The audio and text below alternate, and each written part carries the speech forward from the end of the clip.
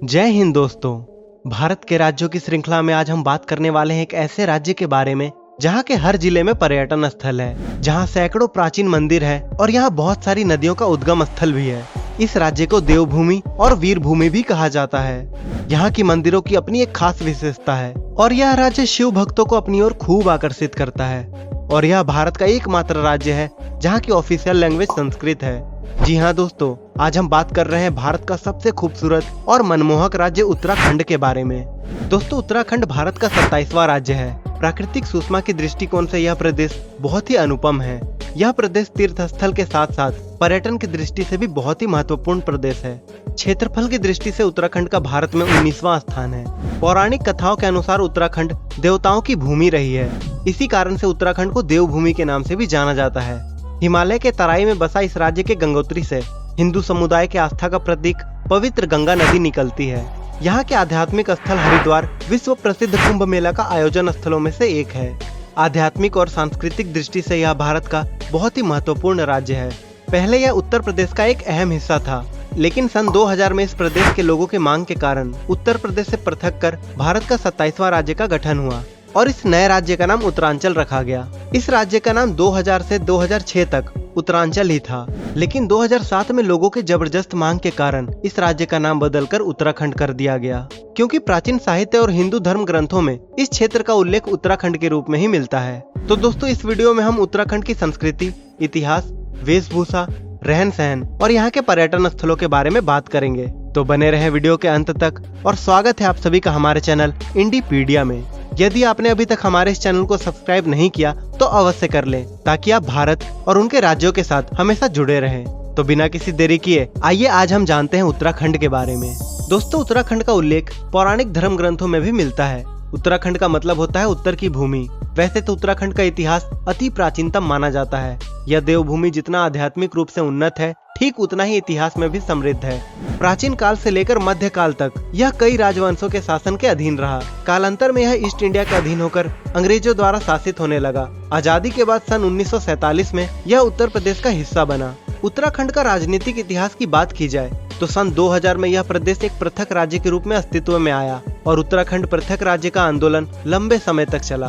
उत्तराखंड राज्य का गठन 9 नवंबर 2000 को भारत के 27वें राज्य के रूप में अस्तित्व में आया।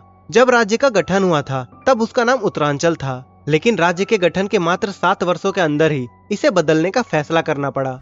इस राज्य की 2 राजधानियां हैं, वर्तमान में देहरादून और ग्रीष्मकालीन में राजधानी चंबौली जिले के गैरसैंण को बनाया गया है और इसे अस्थायी राजधानी बनाने पर विचार चल रहा है। इस राज्य की सीमाएं उत्तर में तिब्बत और दक्षिण में उत्तर प्रदेश, इसके पूर्व में नेपाल और पश्चिम में हिमाचल प्रदेश से सटी है। उत्तराखंड का उच्च न्यायालय नैनीताल में स्थित है। इस प्रदेश की राजभाषा के रूप में हिंदी और संस्कृत को मान्यता दी गई है। भारत के राज्य उत्तराखंड में कुल 13 जिले हैं। ये सभी जिले राज्य के 2 प्रमुख मंडलों में बटे हैं, गढ़वाल मंडल और कुमाऊं मंडल। और जनसंख्या के दृष्टिकोण से उत्तराखंड का सबसे बड़ा जिला हरिद्वार है, जबकि जनसंख्या के दृष्टि से राज्य का सबसे छोटा जिला रुद्रप्रयाग कहलाता है। वहीं क्षेत्रफल के आधार पर उत्तराखंड का सबसे बड़ा जिला चमौली है और सबसे छोटा जिला में चंपावत का नाम आता है। यहाँ बोली जाने वाली मुख्य भाषा हिंदी, गढ़वाली और कुमाऊनी है। कुमाऊनी और गढ़वाली पहाड़ी भाषा कहलाती है। इन भाषा की अपनी लिपि है। यह देवनागरी लिपि में लिखी जाती है और इसके अलावा उत्तरांचल में पंजाबी भाषा भी बोली जाती है। अगर उत्तराखंड की संस्कृति की बात की जाए तो कहा जाता है कि किसी भी स्थान या प्रदेश की जानकारी तब तक अधूरी है जब तक वहाँ के मूल लोग की संस्कृति और जीवन शैली से अवगत न हो लिया जाए। उत्तराखंड की संस्कृति भी वहाँ के लोगों के रहन सहन, उनके त्योहार, खान पान, वेशभूषा और लोक कलाओं में साफ दिखाई पड़ती है। यहाँ की गुफाओं में चित्रित विभिन्न आकृति, खुदाई से पर्याप्त पौराणिक साक्ष्य भी इस स्थल की संस्कृति को बयां करती है। उत्तराखंड की सांस्कृतिक विरासत में यहाँ की लोक कथाएं और लोक गीतों का भी नाम लिया जा सकता है। इसी राज्य में देश की आस्था की दृष्टि से सबसे पवित्र नदी गंगा का उद्गम स्थल गंगोत्री मौजूद है, जिसके किनारे अनेकों तीर्थ स्थल हैं।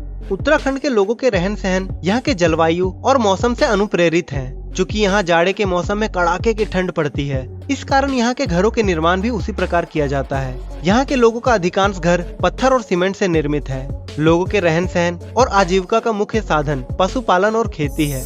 लोग अपने उत्सवों को भी बड़े धूमधाम से मनाते हैं। यहाँ की वेशभूषा की बात की जाए तो उत्तराखंड की वेशभूषा यहाँ की सांस्कृतिक विरासत की पहचान है। उत्तराखंड ट्रेडिशनल ड्रेस की बात की जाए तो यहाँ की महिलाएं घरारा और चोली पहनती हैं। इसके अलावा यहाँ की महिलाएं साड़ी भी पहनती हैं। यहाँ के पुरुष वर्ग कुर्ता और चूड़ीदार पजामा पहनते हैं। चूँकि उत्तराखंड में ज्यादा ठंड होती है, इस कारण जाड़े के दिनों में यहाँ के लोग ऊनी वस्त्र का भी प्रयोग करते हैं। महिलाओं के द्वारा गले, नाक और कान में पहने जाने वाले आभूषण उत्तराखंड के परंपरा का हिस्सा है। महिलाओं के गले में चेरऊ उनके विवाहित होने का संकेत है। कई खास अवसरों पर पिचौड़ा का धारण करना उत्तराखंड की लोक संस्कृति को दर्शाता है। आइए दोस्तों, अब बात करते हैं उत्तराखंड के प्रसिद्ध भोजन के बारे में। उत्तराखंड के लोग दिन में चावल और रात में रोटी खाना पसंद करते हैं। यहाँ के लोग पहाड़ी ढलान पर सीढ़ी नुमा खेत बनाकर खेती करते हैं। उत्तराखंड के पारंपरिक खान पान में आलू टमाटर का झोल, चैसू, झोई, कापीलू, बथुए का पराठा आदि शामिल है। साथ ही मांडवे की रोटी, रोट, रस, काल्फी आदि प्रसिद्ध पारंपरिक भोजन है।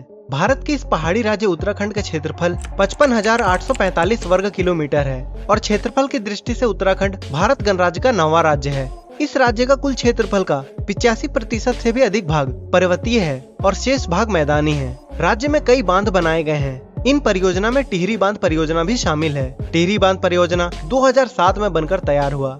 भारत का यह प्रदेश पेड़ों को बचाने के लिए चिपको आंदोलन के लिए भी जाना जाता है। इस आंदोलन से यह साफ जाहिर होता है कि इस प्रदेश के लोग पर्यावरण के लिए कितने जागरूक हैं। उत्तराखंड का मौसम बड़ा ही सुहावना होता है।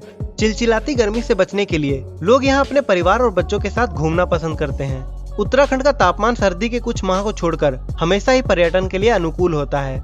उत्तराखंड के प्रमुख त्योहार भारत के अन्य राज्यों से मिलते जुलते हैं, सिर्फ नाम और मनाने का तरीका अलग हो जाता है। उत्तराखंड के प्रमुख त्योहारों में होली, दशहरा, दिवाली, वसंत पंचमी, संक्रांति, रक्षाबंधन आदि नाम आते हैं। इसके अलावा यहाँ कुछ पारंपरिक त्योहार भी मनाए जाते हैं। हिमालय की गोद में बसा उत्तराखंड का प्राकृतिक सौंदर्य बड़ा ही खूबसूरत है। उत्तराखंड की खूबसूरती को शब्दों में वर्णन नहीं किया जा सकता है। उत्तराखंड में पर्यटन की संभावनाएं भी अपार है। राज्य और केंद्र सरकार उत्तराखंड टूरिज्म को और बढ़ावा देने के लिए कई कदम उठा रही है। उत्तराखंड में घूमने की जगह की लिस्ट काफी लंबी है। हजारों साल पहले से हिंदू समुदाय के लोग मोक्ष की कामना हेतु यहाँ तीर्थाटन और साधना के लिए आते रहते हैं। उत्तराखंड में कहीं भी चले जाएं, वहाँ की अद्भुत प्राकृतिक छटा बड़ा ही मनमोहक लगती है। उत्तराखंड के हरे भरे मैदान, हिम से ढके पर्वत शिखर, सीढ़ी नुमा खेत, लोगों का मेहमान नवाजी पर्यटक को काफी भाती है। यही कारण है कि दुनिया भर के पर्यटक उत्तराखंड की सैर करने के लिए खींचे चले आते हैं।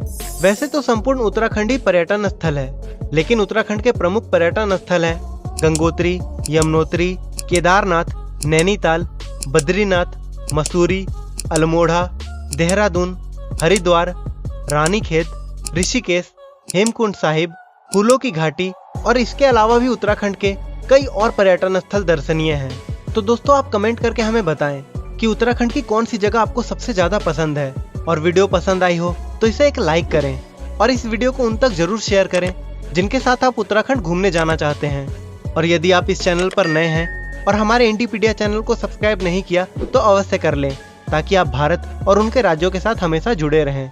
तो दोस्तों, आज के लिए इतना ही। जल्द ही मिलेंगे एक और नई राज्य की जानकारी के साथ। जय हिंद।